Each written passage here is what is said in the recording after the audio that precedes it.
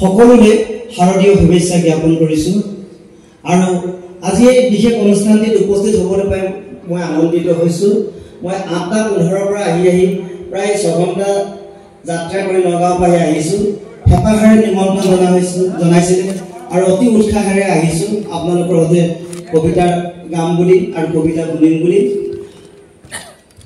অসমীয়া কবিতাক বিশ্বমুখী কৰি তোলাৰ বাটেৰে কবিতাক মানুহৰ বৃহত্তম শব্দৰূপে গঢ়ি তুলিবলৈ পথাৰ কবি ৰাম গগৈদেৱৰ সদিচ্ছাৰে আৰু অসমৰ 4 কোণৰ কবিসকলৰ সহযোগিতাৰে 1987 চনত সদৌ কবি সন্মিলন জন্ম লাভ কৰিছিলে আৰু ৰাম গগৈদেৱ আছিল সেই কবি সন্মিলনৰ প্ৰতিষ্ঠাপক সভাপতি আৰু তেখেতে দেখাই যোৱা বাটেৰে আমি সদৌ কবি সন্মিলন আগবাঢ়ি গৈ আছোঁ আৰু সদৌ কবি সন্মিলন নিজৰ মহান কাব্যপন্থা কাৰ্যসূচীৰে আগবাঢ়ি গৈ আছে। এই সেউজ কাব্য যাত্ৰাত গোলাঘাট জিলা ৰাত্ৰি মাতে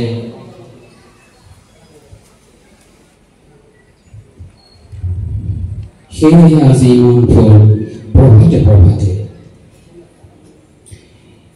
ৰাম গগৈদেৱে যি পথ কাটি থৈ গ'ল সেই পথেৰে আমি অগণন কবিতাক ভাল পোৱা মানুহ আগবাঢ়ি গৈছোঁ আৰু সেই কবিতাৰ ভাল পোৱা মানুহ আজি একত্ৰিত হৈছোঁ। মই জয় জয়তে পুনৰবাৰ 42তম মধ্যমপুৰ সাৰ্বজনীন ৰাস মহোৎসৱৰ উদযাপন সমিতিলৈ ধন্যবাদ জ্ঞাপন কৰিছোঁ আৰু আমাৰ আজিৰ এই অনুষ্ঠানৰ সভাপতিৰ আসন অলংকৃত কৰিবৰ বাবে ধনশিৰি মহকুমা কবি সন্মিলনৰ সভাপতি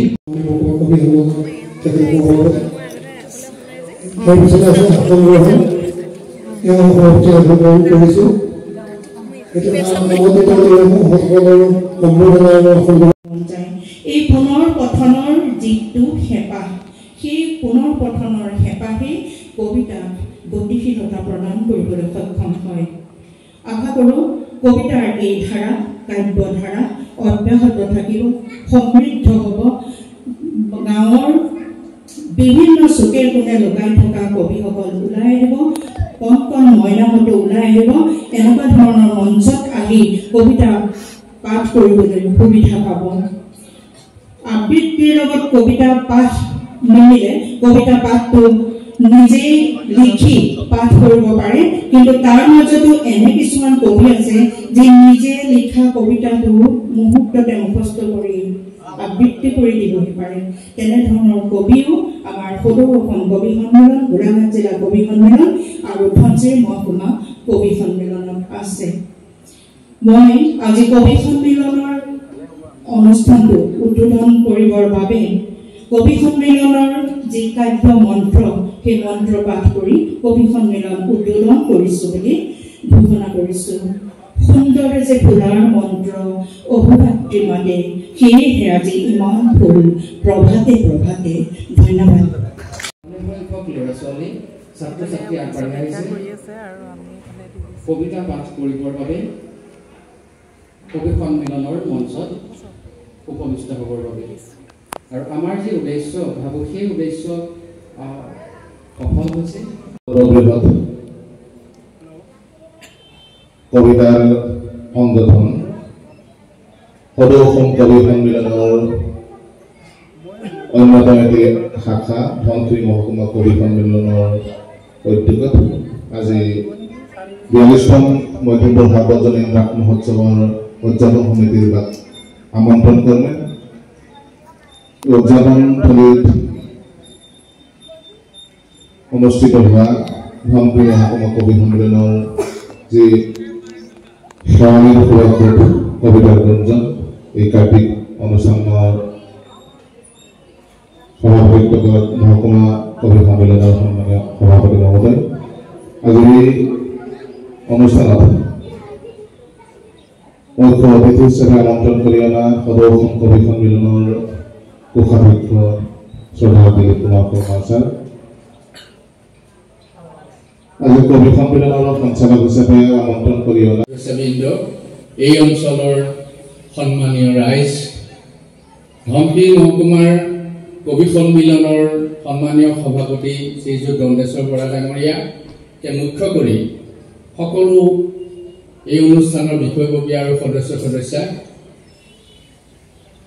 সদৌ অসম কবি সন্মিলনৰ কেন্দ্ৰীয় সমিতিৰ প্ৰকাশন পৰিষদৰ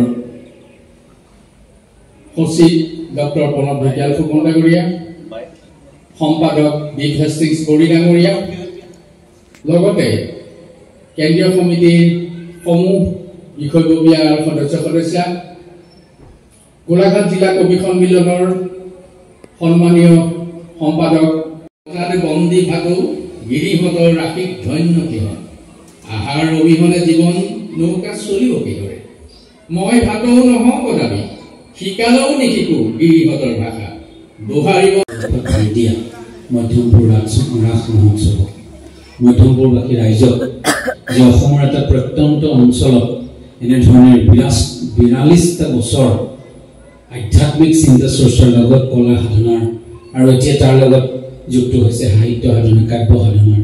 গতিকে মধ্যমপুৰবাসী ৰাইজক মই অন্তৰৰ সেৱা জনাইছোঁ আৰু খুব ভাল লাগিছে যে আধ্যাত্মিক চিন্তা চৰ্চাৰ লগত কবিতাৰ সংযোজন হৈছে। গতিকে মধ্যমপুৰ ৰাস মহোৎসৱৰ উদযাপন সমিতিৰ সভাপতি, সম্পাদক তথা ৰাইজ আৰু সকলোৰে মৰমৰ শ্ৰদ্ধাৰ মহেশ্বৰ বসুমতাৰী তথা ধনশীল মহকুমা কবি সন্মিলনৰ সভাপতি, সম্পাদককে ধৰি বিষয়ববীয়াসকল সকলোকে অন্তৰৰ পৰা শ্ৰদ্ধা আৰু ওলগ জনাইছোঁ।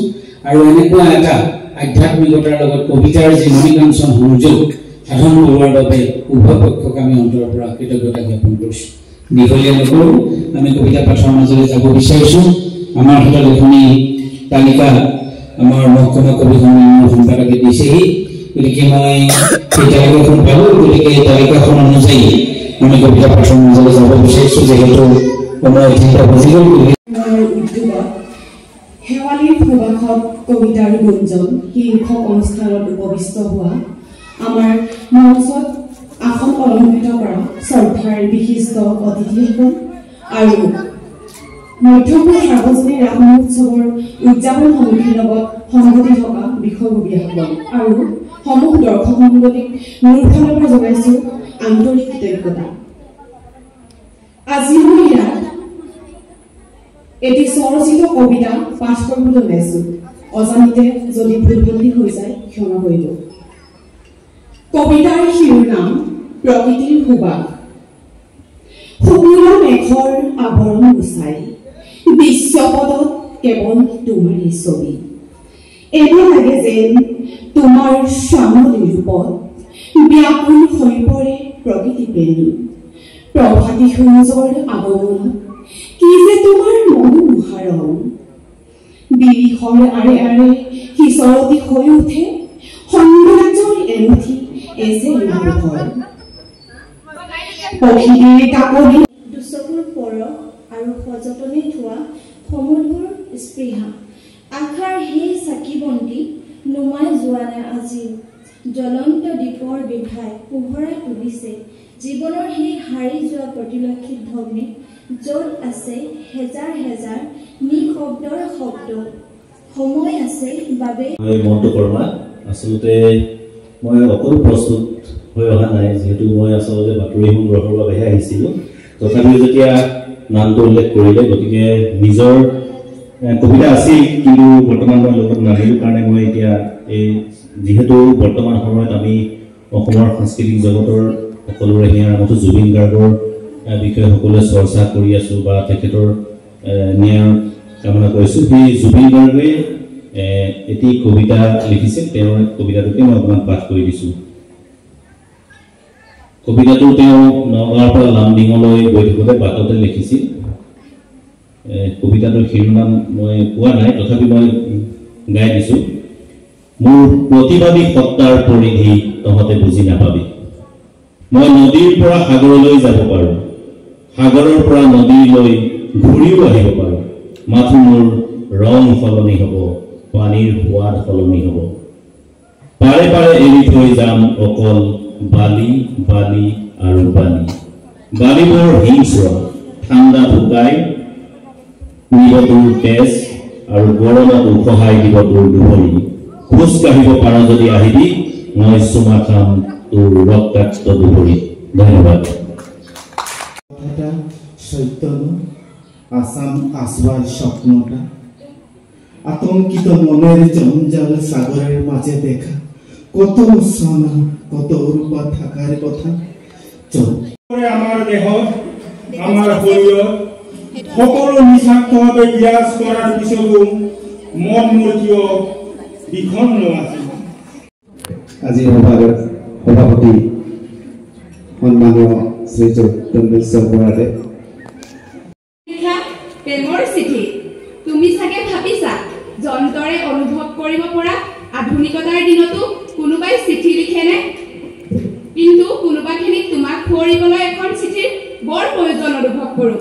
সেয়েহে তোমাকো কৈছো ব্যস্ততাবোৰক বন্তি প্ৰজ্বলক আৰু সন্মানীয় সদৌ কবি সন্মিলনৰ প্ৰশাসন পৰিষদৰ সভাপতি ডক্টৰ প্ৰণৱ ঢেকীয়া ফুকন ছাৰ, সম্পাদক দীপেশ দিনবৰী ডাঙৰীয়া, প্ৰমুখ্যে কোষাধ্যক্ষ কেন্দ্ৰীয় সমিতি শ্ৰদ্ধাৰ দিলীপ শৰ্মা ছাৰ, প্ৰমুখ্যে প্ৰেমী। সেইদিনা নদীৰ দৰে বৈছিলোঁ, কৰুণা ফুলৰ দৰে ফুলিছিলোঁ, শুনিছিলোঁ প্ৰেমৰ গীত।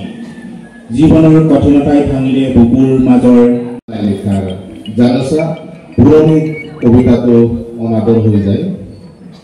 বেলেগ সৰু সৰু অৱস্থা ক্ৰমশ ধূসৰ হৈ পৰা। আমাৰ বিষয়ববীয়াসকলক অনুৰোধ জনাইছোঁ তেখেতক আগবঢ়াই আনি আমাৰ মঞ্চত আসন দিবৰ বাবে আৰু এখন ফুলাম গামোচাৰে তেখেতক সন্মান যাচিবলৈ। স্পন্দনী নিবচীয়া স্পন্দনীৰ পিছত কবিতা পাঠ কৰিব নিবিড় ঢেকীয়াল ফুকন। মই নিবিড় ঢেকীয়াল ফুকনক সাজু হৈ থাকিবলৈ অনুৰোধ জনাইছোঁ।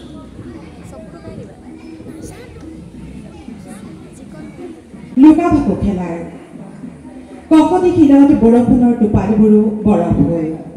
বুকুতীয়া কিহৰ খুন্দা কিহৰ বেথা হৃদয় ভৰা গীতবোৰে বুকু কপোৱা গীতবোৰে ৰৈ ৰৈ পিনালে আজি। কাটি মাৰিকৈ থাকে দুৱাৰমুখত ৰতি শৰতৰ জোনাক ৰাতি তুমি বজোৱা বাঢ়ি তোমাৰ প্ৰেমত বলিয়া মন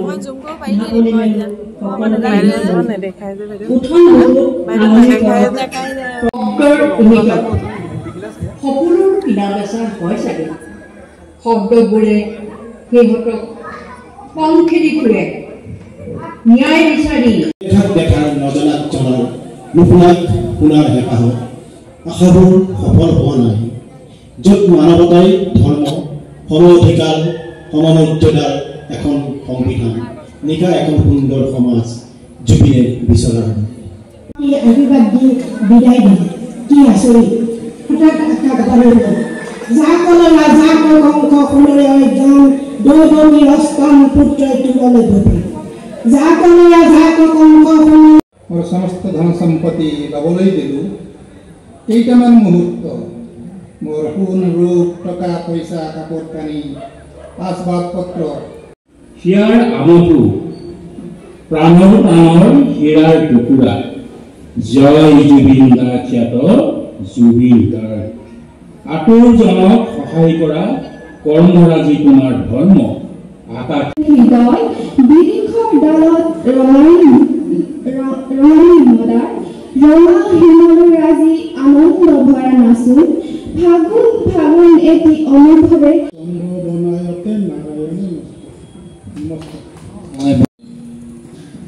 ৰাস মহোৎসৱৰ লগত সংগতি ৰাখি যে শেৱালীৰ সুবাসত কবিতাৰ গুঞ্জন এটা শীৰ্ষক কবিতাৰ অনুষ্ঠান ইয়াত অনুষ্ঠিত কৰিছে আৰু ইয়াৰ সঞ্চালক ডক্টৰ প্ৰমোদ ঢেকীয়াল ফুকন ডাঙৰীয়া